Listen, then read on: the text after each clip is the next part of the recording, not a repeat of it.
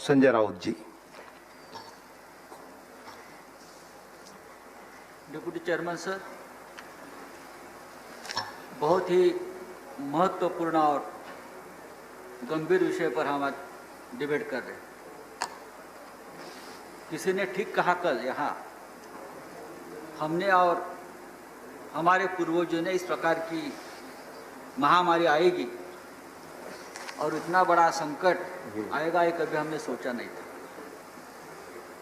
कोविड-19 संक्रमण की चिंता पूरे विश्व में है, लेकिन जिसके घर में, जिसके परिवार में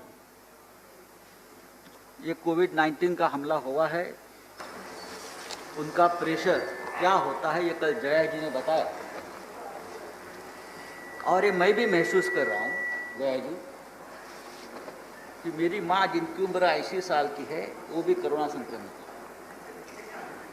और 15 दिन से वो अस्पताल में आईसीयू में है। मेरा जो भाई है छोटा, जो विधायक है महाराष्ट्र विधानसभा का, वो भी कोरोना संक्रमित है, वो भी आईसीयू में है।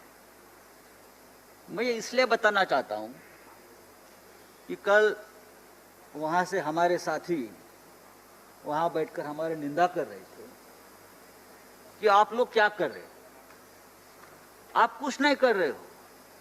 लेकिन हम लोग जो लोक प्रतिनिधि है, जो राजनीतिक कार्य करता है, हमको लोगों में जाना पड़ता है, लोगों से मिलना पड़ता है, लोगों की मदद करनी पड़ती है जाकर। इसी वजह से हमारा भी संक्रमण होता है और हमें भी इस संकट से जूझना पड़ता है। एक बात समझी जानी चाहिए कि ये कोई राजनीति की लड़ाई नहीं है, अपनी और दूसरों की जिंदगी बचाने की लड़ाई है और इससे हर व्यक्ति को अपना योगदान देना है, तभी देश की तबीयत खुशनुमा रहेगी। जैसे कि विनय सहस्त्रबुद्धे साहब हमारे मित्र नहीं है, अगर आप उनका भाषण कल सुने तो उनका पूरा भाषण महाराष्ट्र सरकार ने कुछ नहीं किया। महाराष्ट्र सरकार पूरी तरह से फेल है, सिर्फ निंदा की, खिंचाई की। जहाँ जहाँ पश्चिम बंगाल, वेस्ट बंगाल, झारखंड, दिल्ली सरकार कुछ नहीं करते हैं, बाकी सब सरकारें ठीक कर रहे हैं, ये ऐसा नहीं है। महाराष्ट्र में 30,000 से भी ज़्यादा कोरोना संक्रमित रिकवर हो गए। ये कैसे हो गया फिर? क्या भाभी जी के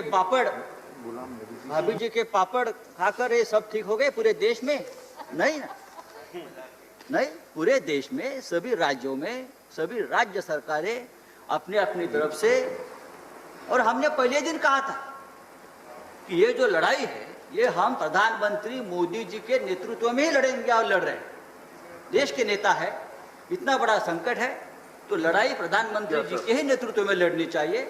और हमने पूरा प्रोटोकॉल जो फॉलो किया है प्रधानमंत्री जी के निर्देश से फॉलो किया हमारी महाराष्ट्र सरकार ने। मैं पूछना, हमारे प्रकाश जावड़ेकर जी बैठे, उनको पूछे, प्रधानमंत्री जी ने तो उनकी खास महाराष्ट्र में पूरा जो कोऑर्डिनेशन है पूरे जिले का वो करने के लिए प्रकाश जावड़ेकर साहब को वहाँ अपॉइंट किया है और उनका राज्य सरकार से और मुख्यमंत्री जी से ठीक तरह से कोऑर्डिनेशन चल रहा है।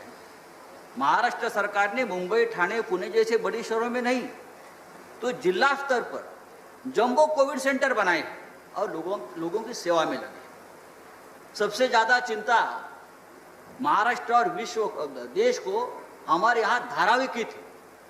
धारावी जो सबसे बड़ा एशिया का जो झुग्गी झोपड़ी का जो एक इलाका है कि वहाँ क्या होगा, वहाँ अगर कोरोना वायरस घुस गया तो क्या होगा।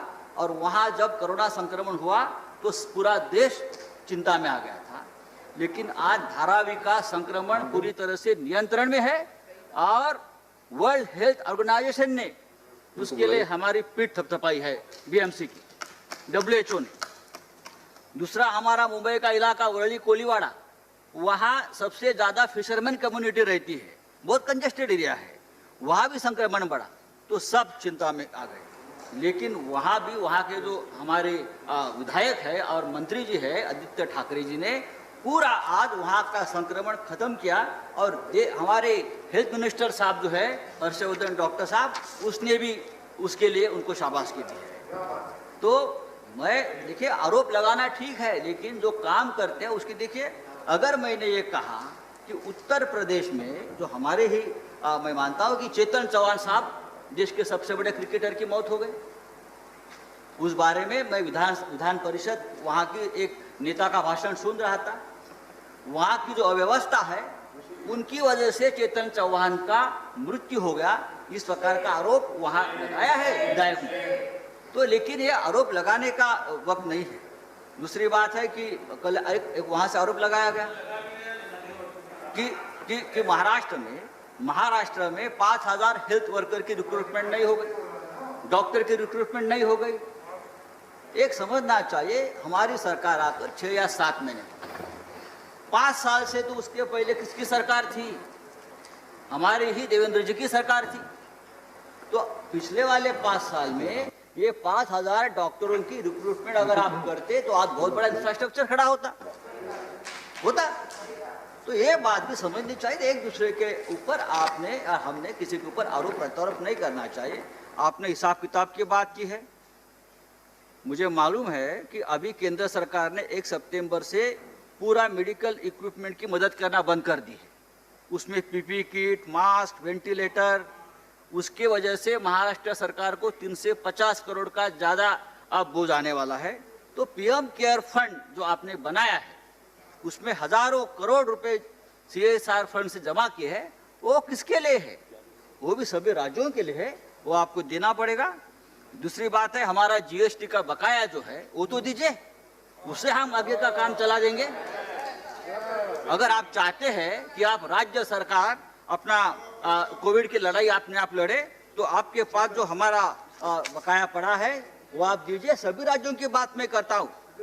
महाराष्ट्र सरकार को मैं बताना चाहता हूँ कि मार्च महीने में जब ये शुरू हुआ कोविड का संकट, तो पूरे राज्य में सिर्फ हमारे महाराष्ट्र में 1 टेस्टिंग लैब थी, लेकिन आज 405 टेस्टिंग लैब पूरे महाराष्ट्र में हमने खड़े किए 5 महीने में। माननीय संजय जी कंक्लूड करिए। सर करता हूँ सर। तो बात ऐसी है सर कि मास्क तो लगाऊंगा मैं, केंद्र सरकार ने देना बंद कर दिया है, इसलिए अच्छा किया आपने, चेयरमैन साहब ने अभी बता करके हम सबको आग्रह किया था। बात ऐसी है कि केंद्र सरकार के 7 मंत्री संक्रमित हुए हैं, तो ये किसी के ऊपर नहीं है कि आप कौन से राज्य से आते हो। आज मैंने सुना है कि हमारे नितिन गडकरी जी संक्रमित हुए हैं, मैं उनके जल्दी ठीक होने की कामना करता हूँ। दूसरी बात, आज देश में 50 लाख से भी ऊपर ज़्यादा संक्रमण का आंकड़ा गया है, ऐसे 1000 से ज़्यादा मौतें हो गई है। तो मैं इतना ही कहूँगा कि इस पूरे लड़ाई में पूरा देश, सभी राज्यों को साथ लेकर हमको आगे की लड़ाई लड़नी होगी। हम सिर्फ राजनीति करते बैठे एक दूसरे के खिलाफ, तो ये 50 लाख का आंकड़ा 1 करोड़ तक पहुंच जाएगा। तो मैं आप इस सदन के माध्यम से मैं सबको, सभी राजनीतिक दलों को, सभी सरकारों को विनती करता हूं, अब ये जब तक आखिरी कोविड पेशेंट ठीक नहीं होता तब तक हम एक दूसरे के साथ कंधा से कंधा मिला काम करेंगे। धन्यवाद संजय जी। माननीय श्री प्रफुल्ल पटेल जी।